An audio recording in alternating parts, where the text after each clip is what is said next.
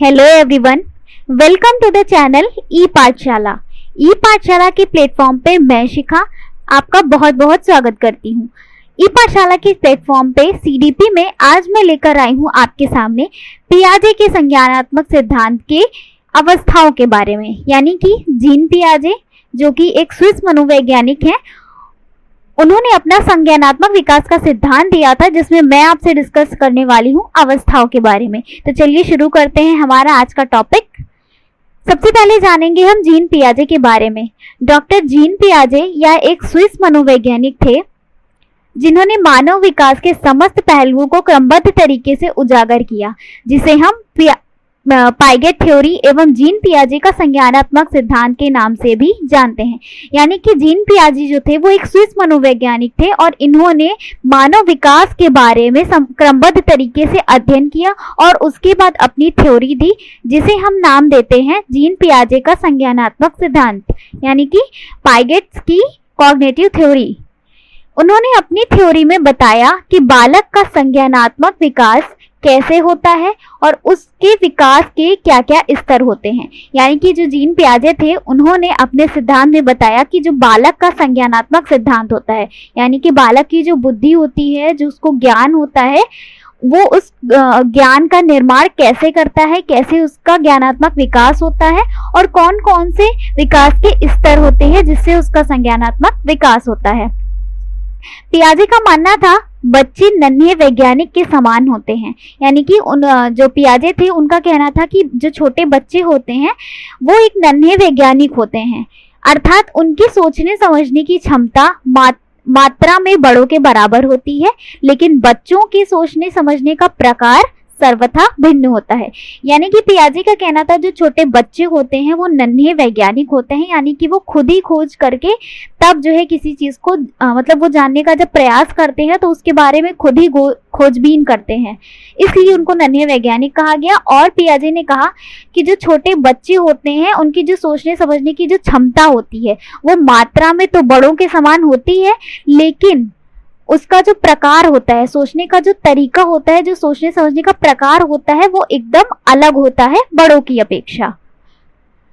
संज्ञानात्मक से उनका आशय है बौद्धिक विकास। यानी कि जो पियाजे थे उन्होंने संज्ञानात्मक का अर्थ बताया बौद्धिक विकास, यानी कि बच्चों का जो बुद्धि का विकास होता है उसी को उन्होंने संज्ञानात्मक विकास की संज्ञा दी थी।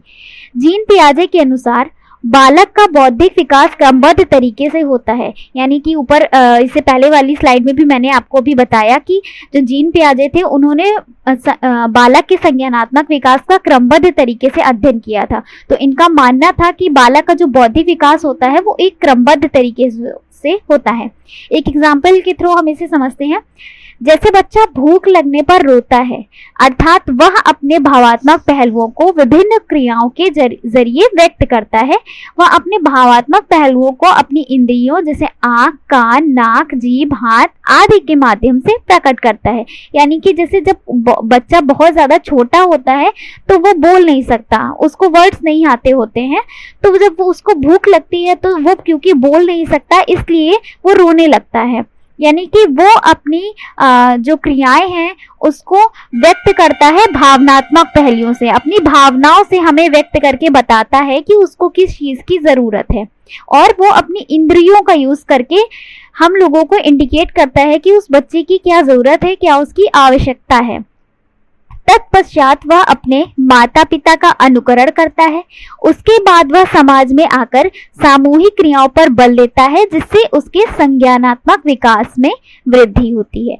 यानी कि जब बच्चा बहुत छोटा होता है तो अपनी इंद्रियों के माध्यम से अपनी भावनाओं को व्यक्त करता है, और जब वो थोड़ा बड़ा होता है तो अपने माता पिता का अनुकरण करता है या उसके घर में जो भी लोग रह रहे होते हैं उनकी क्रियाओं का अनुकरण करता है, और इस तरह उसका संज्ञानात्मक विकास होता है। जैसे जब बच्चे छोटे होते हैं तो बड़ों की तरह एक्टिंग करके शो करते हैं, या अपनी मम्मी की तरह एक्टिंग करते हैं, या अपने पिता की तरह एक्टिंग करते हैं, या स्कूल जाते हैं तो वहाँ टीचर से जो कुछ भी सीख के आते हैं तो उनका अनुकरण करते हैं। यानी कि जब वो थोड़े बड़े होते हैं तो अनुकरण के द्वारा सीखते हैं, इमिटेशन के द्वारा सीखते हैं। उसके बाद जब वो थोड़ा और बड़े होते हैं तो सामूहिक क्रियाओं में संलग्न होते हैं, समूह में सीखना प्रारंभ करते हैं और समाज में आकर प्रतिक्रियाएं देते हैं, जिससे उनके संज्ञानात्मक विकास में वृद्धि होती है, यानी कि उनका बौद्धिक विकास होता है। जीन पियाजे ने अपने सिद्धांत में दो पक्ष बताए थे। एक तो संज्ञानात्मक विकास में उन्होंने अवस्थाओं के बारे में बताया। इस वीडियो में हम उनके द्वारा दी गई अवस्थाओं के बारे में डिस्कशन कर रहे हैं। और एक पक्ष था उनका संज्ञानात्मक से जुड़ा, जिसमें उन्होंने स्कीमा, समायोजन, आत्मसातीकरण इन सारी चीज़ों की बात की थी। तो वो टॉपिक हम दूसरे वीडियो में लेकर आएंगे। अभी आज हम पढ़ेंगे पियाजे की संज्ञानात्मक विकास की 4 अवस्थाओं के बारे में। तो जो जीन पियाजे थे उन्होंने अपने संज्ञानात्मक विकास को 4 मुख्य अवस्थाओं में बांटा था। सबसे पहली अवस्था है संवेदी गामक अवस्था। संवेदी गामक यानी कि सेंसरी मोटर, यानी कि इसे इंद्रिय गामक अवस्था भी कहते हैं। और ये होती है जन्म से 2 वर्ष, यानी कि 0 से 2 वर्ष तक की जो है ये स्टेज रहती है संवेदी गामक अवस्था, इंग्लिश में सेंसरी मोटर भी कहते हैं। दूसरी अवस्था है पूर्व संक्रियात्मक अवस्था। पूर्व संक्रियात्मक यानी कि प्री ऑपरेशनल, यानी कि इस स्टेज का वर्ष होता है 2 से 7 वर्ष तक। तीसरी है मूर्त संक्रियात्मक अवस्था, यानी कि concrete operational stage 7 to 11 years की होती है ये। और अमूर्त संक्रियात्मक अवस्था आखिरी है और इसे इंग्लिश में फॉर्मल ऑपरेशनल स्टेज कहते हैं, जो कि 11 से लेकर आगे तक चलती है। तो चलिए सबसे पहले पढ़ते हैं संवेदी गामक अवस्था के बारे में। इस चार्ट के थ्रू हम देख सकते हैं जो 0 से 2 वर्ष तक की है वो इसमें बहुत छोटा सा बालक बना हुआ है। जो 2 से 7 वर्ष की अवस्था होती है ना, इसे हम इमेजेस से अंदाज़ा लगा सकते हैं कि कौन सी स्टेज में बच्चे का कितना विकास होता है। तो पियाजे के संज्ञानात्मक सिद्धांत की ये कुल 4 अवस्थाएं हैं। सबसे पहले हम पढ़ेंगे संवेदी गामक अवस्था के बारे में, जिसका काल है 0 से 2 वर्ष तक। इस अवस्था में बच्चा किसी वस्तु को देखकर सुनकर ज्ञान प्राप्त करता है, अर्थात बच्चा वस्तु को देखकर और सुनकर ही उस वस्तु को महसूस करने की कोशिश करता है। यानी कि जब बच्चा बहुत छोटा होता है ना, यहाँ पे आप देख रहे हैं, जब बच्चा बहुत ज़्यादा छोटा होता है तो वो बोल नहीं सकता, वो हमें अपने आप से कुछ बता नहीं सकता और उसको किसी भी तरह का कोई ज्ञान नहीं होता जब वो दुनिया में जन्म लेता है। बट जब वो अपने आसपास की चीज़ें देखता है, बहुत सारी आवाज़ों को सुनता है, तो वो धीरे धीरे उन चीज़ों से, उन वस्तुओं को देखकर सुनकर ज्ञान प्राप्त करता है, यानी कि अपनी इंद्रियों से, संवेदनाओं से सीखता है। इसलिए इसका नाम है संवेदी गामक, है ना। तो बच्चा जो होता है वो देखकर और सुनकर जो है उन चीज़ों को महसूस करके अपना विकास करता है। जैसे अगर बच्चे के सामने कोई पलके झपकाए तो वो भी बिना सोचे ही पलके झपकाने लगता है, बिना सोचे समझे, अर्थात उसका अनुकरण करता है। यानी कि जब बच्चा छोटा होता है तो उसमें किसी प्रकार की खुद से बुद्धि नहीं होती है, वो सिर्फ इमिटेट करता है, दूसरों का अनुकरण करता है और उसी से सीखता है। यानी कि कोई अगर जैसे आप बहुत छोटे बच्चे को जब खिलाते हो तो आप उसको कोई खिलौना देते हो, है ना, या फिर आप उसके साथ अगर कोई चीज़ खेलते हो तो वो आप ही की तरह सेम टू सेम एक्टिविटीज़ करने की कोशिश करता है। यानी कि वो बच्चा जो है वो हमारा अनुकरण करता है। यानी कि अगर हम ज़ोर ज़ोर से हंसते हैं तो वो बच्चा भी ज़ोर से हंसने का प्रयास करता है, यानी कि वो अनुकरण करता है। इस अवस्था की कुछ विशेषताएं हैं, जैसे कि वस्तु स्थायित्व। ये इस अवस्था की बहुत इम्पॉर्टेंट विशेषता है, जो कि कई बार टेट सीटेट में और टीजीटी पीजीटी में DTPL-SB जैसे एग्जाम्स में बहुत बार पूछी जा चुकी है। तो वस्तु स्थायित्व का मतलब होता है कि जब हम बच्चे के सामने कोई वस्तु या कोई खिलौना उसके सामने जब रखते हैं तो जब तक वो वस्तु उसके सामने है तब तक वो वस्तु का अस्तित्व होता है उस बच्चे के सामने। लेकिन अगर हम उस वस्तु को छिपा दें कहीं, बच्चे को जब दिखाई ना पड़े तो वो उस वस्तु को भूल जाता है, उस बच्चे के सामने उस वस्तु का कोई अस्तित्व नहीं रह जाता। इसलिए इसको कहते हैं वस्तु स्थायित्व। तो ये जो है वस्तु स्थायित्व का गुण, ये कुछ 18 महीनों तक रहती है, 18 मंथ तक, है ना। उसके बाद ये वस्तु स्थायित्व जो है वो बच्चे में आ जाती है। यानी कि जैसे जब बच्चा 18 मंथ या 18 मंथ का होता है, उसके बाद जो है अगर आप कोई वस्तु बच्चे के सामने रखते हैं और अगर आप उससे फिर वो चीज़ वापस ले लेते हैं तो बच्चा उसके लिए जिद करना शुरू कर देता है, यानी कि उसको वो चाहिए, है ना, उस चीज़ के लिए रोता है। यानी कि बच्चे में वस्तु स्थायित्व का गुण आ चुका होता है 18 मंथ के बाद। फिर नेक्स्ट है प्रतिवर्ती क्रिया, यानी कि अपनी प्रतिवर्ती क्रिया के द्वारा, या उसको जैसे कि गर्म चीज़ से जल जाना, है ना, ये सर तो जब भी वो उस गर्म चीज़ को देखेगा तो कभी नहीं छुएगा, है ना, या किसी चीज़ में करंट आना, ऐसी चीज़ें जो है उसके साथ जब होती हैं तो वो सीख जाता है कि नेक्स्ट टाइम उसको क्या काम करने हैं और क्या नहीं करने। संवेदी अंगों से सीखता है, यानी कि बच्चा बोल नहीं सकता तो अपनी इंद्रियों से, आँख से रो कर, है ना, मुंह से चिल्लाकर, है ना, और कुछ बहुत थोड़ी थोड़ी ध्वनियाँ निकालता है, अपने संवेदी अंगों का प्रयोग करता है। अनुकरण करना, ये बहुत ज़्यादा इम्पॉर्टेंट विशेषता है इस संवेदी गामक अवस्था की, कि बच्चा अनुकरण के द्वारा सीखता है। सोचने की क्षमता परिदृश्य से बाहर होती है, यानी कि बच्चा जो है सोचने में बच्चा सोचने में सक्षम नहीं होता, बच्चा सोचने की क्षमता उसके अंदर डेवलप नहीं हुई होती है संवेदी गामक अवस्था में। तो ये सारी कुछ विशेषताएं थी। अब हम पढ़ेंगे पूर्व संक्रियात्मक अवस्था, यानी कि 2 से 7 वर्ष की अवस्था होती है ये। पूर्व संक्रियात्मक यानी कि संक्रिया मतलब होता है गणनाएं करना, जोड़ घटाना, गुणा भाग और बहुत सारी ऐसी संक्रियाएं करना। तो इस स्टेज का नाम है पूर्व संक्रियात्मक, यानी कि जब बच्चा संक्रिया कर ले उस अवस्था से पूर्व की अवस्था पूर्व संक्रियात्मक अवस्था कहलाती है, जो कि 2 से 7 वर्ष तक की होती है। जीन पियाजे ने इस अवस्था को 2 भागों में बांटा है, पहली स्टेज को 2 से 4 वर्ष में और दूसरी स्टेज को 4 से 7 वर्ष में। तो सबसे पहले 2 से 4 वर्ष की अवस्था को नाम दिया गया पूर्व गामक अवस्था।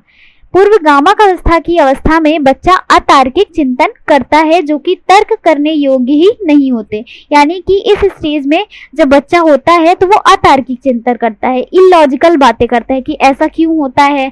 आप उसको अगर रीजन भी बता देंगे तब भी वो लॉजिक नहीं लगा पाएगा, क्योंकि उसके अंदर अतार्किक चिंतन होता है, उसके अंदर तार्किक चिंतन करने की, लॉजिकल क्वेश्चंस करने की क्षमता का विकास नहीं हुआ होता। जैसे बच्चे ने गली में एक काले कुत्ते को देखा तो वह पहचान गया, पर जब उसने सफेद कुत्ते को देखा तो वह नहीं पहचान पाता। यानी कि अगर बच्चा कोई काले कुत्ते को देखे और आप अगर उसे बताएंगे कि ये काला कुत्ता है, तो जब वो सफेद कुत्ता देखेगा तो वो समझेगा कि ये कोई और जानवर है, क्योंकि सिर्फ उसका कलर डिफरेंट है। तभी भी वो बच्चा जो है पहचान नहीं पाएगा कि ये कुत्ता ही है, बस इसका कलर चेंज है। तो उस टाइम पे ये अतार्किक चिंतन करता है। एक और उदाहरण से मैं समझाना चाहूंगी। जैसे कोई बच्चा है, वो एरोप्लेन देखता है तो उसके फादर उसको बताते हैं कि ये एरोप्लेन है ना। तो जब वह कोई बर्ड देखता है ना, जब कोई चिड़िया देखता है तो वो ये समझता है कि वो भी एक एरोप्लेन है ना, क्योंकि तब बच्चा जो है अतार्किक चिंतन करता है। अहम केंद्रित भावना जो है वो पूर्व संक्रियात्मक अवस्था में होती है। यानी कि देखिए, जब बच्चा 2 से 7 वर्ष की अवस्था में होता है तो अगर उससे आप उसकी कोई चीज़ लेने के लिए कहेंगे कि मैं आपकी ये सामान ले लूँगा, या मुझे आपका ये चीज़ बहुत पसंद है, मुझे दे दीजिए, या आप उसकी मम्मी को अपनी मम्मी कहेंगे, तो उसके अंदर ईगोसेंट्रिज्म होता है, अहम केंद्रित होता है कि अगर ये चीज़ मेरी है तो मेरी ही है ना। तो उसके अंदर मैं की भावना बहुत ज़्यादा होती है, बहुत ज़्यादा प्रबल होती है। तो इस विशेषता को अहम केंद्रित कहते हैं। इसमें बच्चा ज़्यादा प्रश्न पूछता है। अब उसके अंदर अतार्किक चिंतन होता है, इसलिए वो बहुत ज़्यादा क्वेश्चंस पूछता है, बहुत ज़्यादा जिज्ञासु होता है जानने के लिए। निर्जीव को सजीव समझते हैं, यानी कि एनिमिज्म की भावना उनके अंदर होती है इस स्टेज में। एनिमिज्म मतलब होता है, जैसे मान लीजिए किसी बच्चे को किसी टेबल से चोट लग गई, तो हम क्या करते हैं, उस टेबल को 1-2 बार टैप करते हैं कि देखो मैंने टेबल को मार दिया, तो वो बच्चा शांत हो जाता है, क्योंकि वो समझता है कि टेबल ने मुझे चोट मारी, तो मैं जब उसको मारूंगा तो उसको भी चोट लगेगी। यानी कि वो तो निर्जीव है, लेकिन बच्चा जो है वो निर्जीव चीज को भी सजीव समझता है। इसको एनिमिज्म कहते हैं। अनुत्क्रमणीयता यानी कि एक दिशीय। अनुत्क्रमणीयता मतलब होता है इस स्टेज में बच्चे के अंदर रिवर्सिबिलिटी नहीं होती। यानी कि अगर आप उसको बताएंगे कि बर्फ से पानी बनता है तो वो यही जान, और जब आप उसको बताएंगे कि बर्फ से पानी बनता है तो वो ये तो जान लेगा कि बर्फ से पानी बनता है, लेकिन वो ये नहीं जान पाएगा कि पानी से ही दोबारा बर्फ बन सकती है। तो उसके अंदर अनुत्क्रमणीयता नहीं होती, यानी कि इरिवर्सिबिलिटी होती है। पूर्व संक्रियात्मक अवस्था की दूसरी स्टेज थी 4 से 7 वर्ष की अवस्था, जिसका नाम है अंतः प्रज्ञात्मक अवस्था। अंतः प्रज्ञात्मक अवस्था में बच्चों को विकेंद्रीकरण, पलटन और संरक्षण का कोई ज्ञान नहीं होता। यानी कि पलटन मतलब वही रिवर्सिबिलिटी, और संरक्षण यानी कि कंजर्वेशन, और विकेंद्रीकरण, इन सारी चीजों का बच्चे को ज्ञान नहीं होता। पलटन जैसे बच्चे को यह बता दें कि वह आपकी बहन है तो वह यह नहीं बता पाएगा कि वो उसका भाई है। यानी कि अगर किसी बच्चे को आप कहेंगे कि ये आपकी बहन है तो वो बच्चा जो है वो ये नहीं बता पाएगा, वो ये तो समझेगा कि वो लड़की जो है वो उसकी बहन है, लेकिन वो ये नहीं बता पाएगा कि मैं उसका भाई हूँ। ये चीज वो बच्चा नहीं जान पाएगा। विकेंद्रीकरण मतलब होता है जैसे आप बच्चे को 2 अलग अलग ग्लास, एक पतला और एक चौड़ा दे दे तो वह यह नहीं बता पाएगा कि किसमें ज्यादा पानी है। यानी कि विकेंद्रीकरण मतलब होता है कि मान लीजिए कोई 2 ग्लास हैं और दोनों ग्लास में 50 ml वाटर है ना, 50 ml पानी है, लेकिन एक ग्लास लंबा है और एक ग्लास चौड़ा है, तो दोनों में वो ये नहीं बता पाएगा कि पानी जो है, पानी की मात्रा जो है वो सेम है। संरक्षण जैसे बच्चा सभी बातों को अपने दिमाग में एकत्रित नहीं कर पाता है इस अवस्था में, यानी कि उसके अंदर बहुत ज्यादा कैपेसिटी नहीं होती कि वो चीजों को अपने दिमाग में कलेक्ट करके रख पाए, है ना। इसमें बच्चे चिंतन करना शुरू करते हैं, अर्थात जो कि भाषा विकास को प्रोत्साहन देता है। अब जो 2 से 4 वर्ष की अवस्था थी उसमें बच्चा इलॉजिकल रीजनिंग करता है, बट जो 4 से 7 वर्ष की अवस्था है इसमें बच्चा जो है चिंतन करना शुरू कर देता है। ठीक है, तो ये बात जरूर याद रखिएगा, ये बहुत इंपॉर्टेंट है। कभी कभी पूछा जाता है कि बच्चा कौन सी स्टेज में चिंतन करना शुरू करता है, तो बच्चा जो है वो पूर्व संक्रियात्मक अवस्था की अंतः प्रज्ञात्मक अवस्था में चिंतन करना शुरू कर देता है, और ये चिंतन उसके भाषा विकास को प्रोत्साहित करता है। अब हम बात करते हैं मूर्त संक्रियात्मक अवस्था की, जिसका काल है 7 से 11 वर्ष का। मूर्त यानी जिसका कोई रूप हो, आकार हो, रंग हो, अर्थात जिसको हम देख सकते हैं, छू सकते हैं। मूर्त यानी कि आप समझ सकते हैं जिस चीज को हम छू रहे हैं, देख रहे हैं, उसका कलर क्या है, वो उसका शेप क्या है, ये सारी चीजें जो है अगर हम देख सकते हैं, महसूस कर सकते हैं, तो उसको हम मूर्त कहते हैं।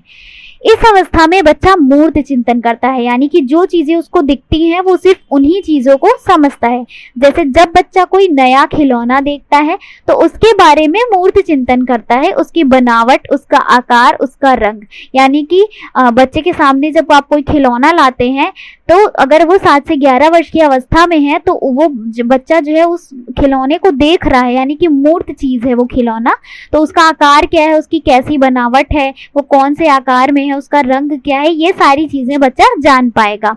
इस अवस्था में बालक में पहचानना, विभेदीकरण, वर्गीकरण के गुण पाए जाते हैं। इस अवस्था में बालक के अंदर चिंतन, तर्क का विकास प्रारंभ हो जाता है। यानी कि इस अवस्था में आकर बालक पहचानना जान जाता है। अभी मैंने आपको एक ग्लास वाला एग्जाम्पल दिया था, तो मान लीजिए ये कोई लंबा ग्लास है और ये कोई चौड़ा ग्लास है और दोनों में 200 ml पानी है। ठीक है, इसमें इतना पानी है और इसमें इतना पानी है 200 ml। ठीक है, तो बच्चा इस स्टेज में अगर आप पूछेंगे कि कौन से वाले में पानी ज्यादा है तो बच्चा बता देगा कि दोनों में बराबर है, जबकि इससे पहले वाली स्टेज में ये इस चीज को बच्चा एक्सप्लेन नहीं कर सकता था। तो उसमें पहचानने की और विभेदीकरण और वर्गीकरण की क्षमता का विकास हो जाता है, और चिंतन करना और तर्क करना भी उसको इस स्टेज में आ जाता है। मूर्त संक्रियात्मक अवस्था में बालक अनेक तार्किक क्रियाएं करने को समर्थ हो जाता है। इस अवस्था में बालक के विचार प्रौढ़ के विचार के अधिक निकट होते हैं। जब बच्चा मूर्त संक्रियात्मक अवस्था में आता है तो वो तार्किक चिंतन करने लगता है, यानी कि बहुत ज्यादा लॉजिकल रीजनिंग करने लगता है, और जैसे बड़े सोचते हैं, प्रौढ़ सोचते हैं, वैसे ही वो भी सोचना शुरू कर चुका होता है। काफी हद तक उनके जैसे सोचने की क्षमता जो है बच्चे में डेवलप हो चुकी होती है। संरक्षण, श्रेणीकरण, वर्गीकरण का गुण आ जाता है, यानी कि वही CCE कह सकते हैं, है ना, कंजर्वेशन,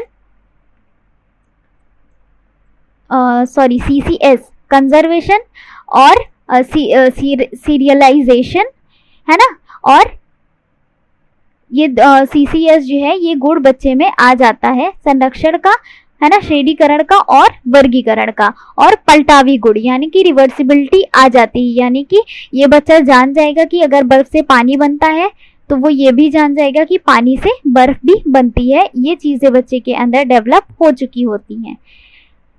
फिर नेक्स्ट स्टेज में औपचारिक संक्रियात्मक अवस्था, जो कि 11 से 15 वर्ष तक होती है। ये 11 से अन्य आगे तक होती है, एग्जैक्टली 15 ईयर्स हम नहीं कह सकते। इसे अमूर्त संक्रियात्मक अवस्था भी कहते हैं।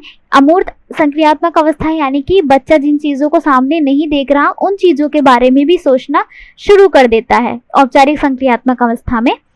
इसमें बच्चे मूर्त चिंतन के साथ साथ अमूर्त चिंतन भी करने लगते हैं, है ना। यानी कि वो जो चीजें उसको दिख रही हैं वो चीजें तो वो जानता ही है, उसके अलावा जो चीजें उसके सामने नहीं है अमूर्त चीजों का भी चिंतन वो शुरू कर देता है। अमूर्त का अर्थ है प्रेम, सहानुभूति, न्याय, स्वतंत्रता आदि। यानी कि प्रेम है, सहानुभूति, न्याय, ये सारी चीजें हम देख नहीं सकते, है ना, सिर्फ महसूस कर सकते हैं क्योंकि ये चीजें अमूर्त हैं, है ना। तो अमूर्त चिंतन भी बच्चा शुरू कर देता है।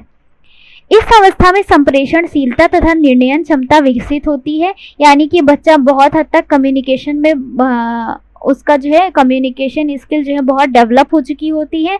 उसको डिसीजन लेने की क्षमता भी बहुत ज़्यादा डेवलप हो जाती है कि कब क्या कैसे क्या करना है।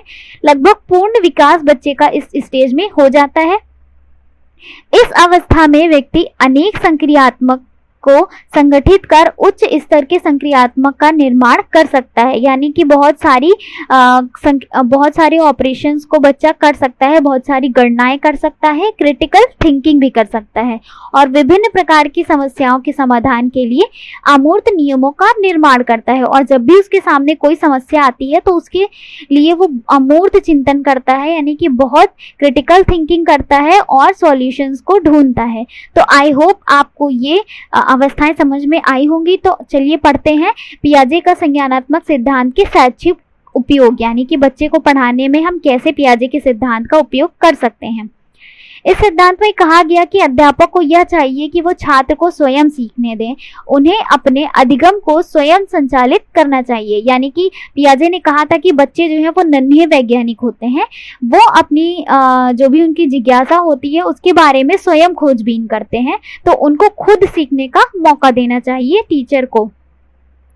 बालक अपने ज्ञान का निर्माण स्वयं करते हैं, उनके सीखने समझने के निर्माण का अलग ढंग होता है। उन्हें सुविधाएं देकर स्वयं सीखने का अवसर दें, यानी कि जो भी बच्चे को जो भी संसाधन चाहिए वो आप उसको अलर्ट करा दें और उसको सीखने का मौका जो है वो स्वयं दें। वो अपने ज्ञान का निर्माण स्वयं कर सकता है, इसलिए उसको अवसर दें।